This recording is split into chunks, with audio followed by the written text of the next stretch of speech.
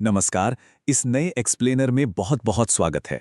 आज हम भारत महिमा कविता के स्वाध्याय के दूसरे भाग को पूरी तरह से डिकोड करने वाले हैं।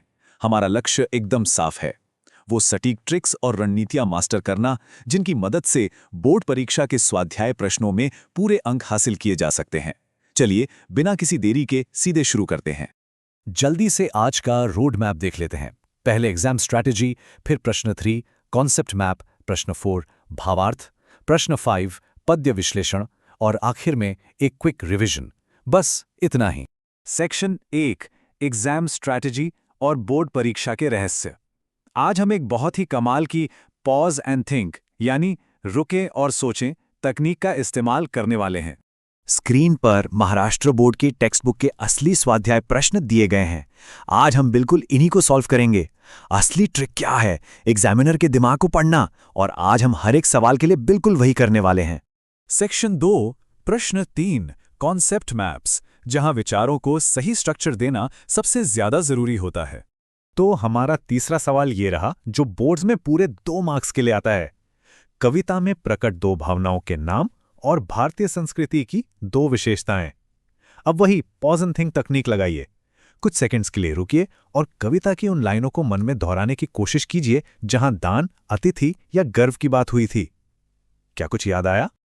आंसर देखने से पहले एक बहुत ही इंपॉर्टेंट कीवर्ड को समझते हैं, संचय। संचय का मतलब होता है इकट्ठा करना, जैसे धन या संपत्ति जमा करना। अब इसे समझना क्यों जरूरी है? क्योंकि हमारी संस्कृति की एक बहुत बड़ी खासियत इसी शब्द में छुपी है। बिना समझे रटने से अच्छा है कि हम लॉजिक समझे, है ना? बिल्कुल सही। तो कविता के हिसाब से हमारी संस्कृति की 2 सबसे बड़ी विशेषताएं हैं। पहली, संचय में दान, मतलब अगर हम कुछ जमा भी करते हैं तो वो दान करने के लिए होता है। और दूसरी, अतिथि देव भव, यानी मेहमानों को हमेशा भगवान के समान मानना।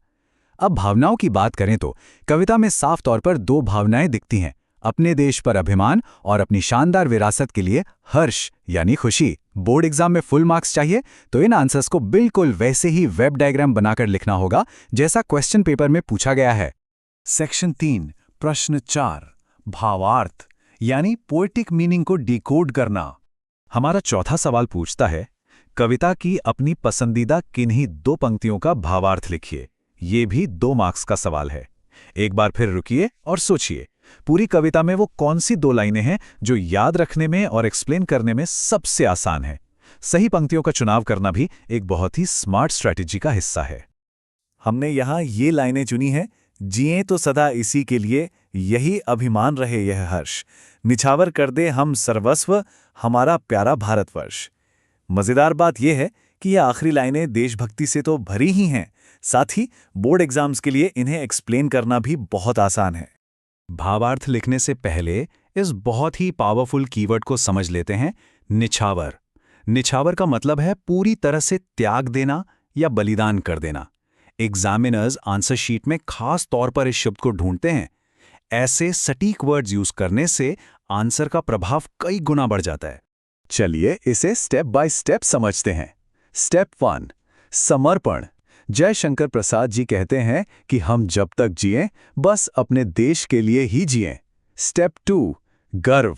हमें अपनी महान संस्कृति पर हमेशा अभिमान और हर्ष होना चाहिए। स्टेप 3 बलिदान। जरूरत पड़ने पर अपना सर्वस्व यानी सब कुछ निछावर करने के लिए हमेशा तैयार रहना चाहिए। और फाइनली स्टेप 4 निष्कर्ष, क्योंकि ये हमारा प्यारा भारतवर्ष है जो हमें प्राणों से भी अधिक प्यारा है। इस तरह पॉइंट्स में सोचकर पैराग्राफ में लिखने से ग्रामर की गलतियों से बचा जा सकता है। सेक्शन 4 प्रश्न 5 पद्य विश्लेषण। बोर्ड परीक्षा में यह सवाल सीधे 4 अंकों के लिए आता है, इसलिए यहां एकदम पक्की और एक्यूरेट डिटेल्स चाहिए होंगी। ये सवाल हमसे इन 5 मुद्दों पर कविता का एनालिसिस करने को कहता है। रचनाकार का नाम, रचना का प्रकार, पसंदीदा पंक्ति, पसंदीदा होने का कारण और रचना से मिलने वाला संदेश। एक बार फिर क्विक पॉज एंड थिंक का समय है। क्या ये 5 आंसर्स बिना देखे याद आ रहे हैं? कोशिश करके देखिए। अगर कहीं अटक रहे हैं तो एक कमाल की बात बताऊं, सारे आंसर्स बाहर से नहीं आते। कवि के परिचय वाले बॉक्स और कविता की आखिरी पंक्तियों में ही वो सारे सीक्रेट छुपे हैं जो एक परफेक्ट एनालिसिस टेबल बनाने के लिए चाहिए। इंट्रोडक्शन से कवि का नाम और विधा मिल जाती है, और अंतिम पंक्तियों से संदेश और फेवरेट लाइंस। है ना आसान? और ये टेबल एकदम क्लियरली दिखाती है कि आपकी नोटबुक और बोर्ड पेपर में परफेक्ट आंसर कैसा दिखना चाहिए।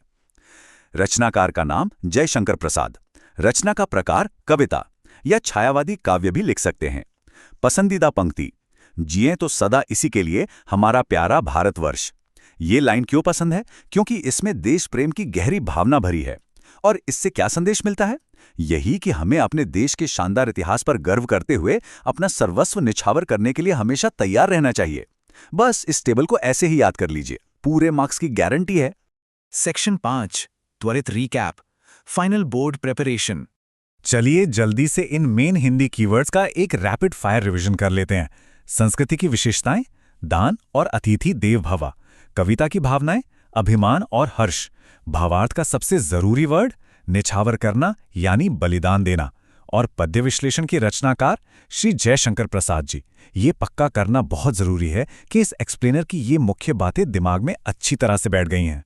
फाइनली बस इतना याद रखिए कि आज की गई कड़ी मेहनत ही कल के शानदार रिजल्ट्स लाएगी। अगर आज चर्चा की गई ट्रिक्स और परफेक्ट आंसर्स को फॉलो किया जाए तो बोर्ड एग्जाम बहुत आसान हो जाएगा।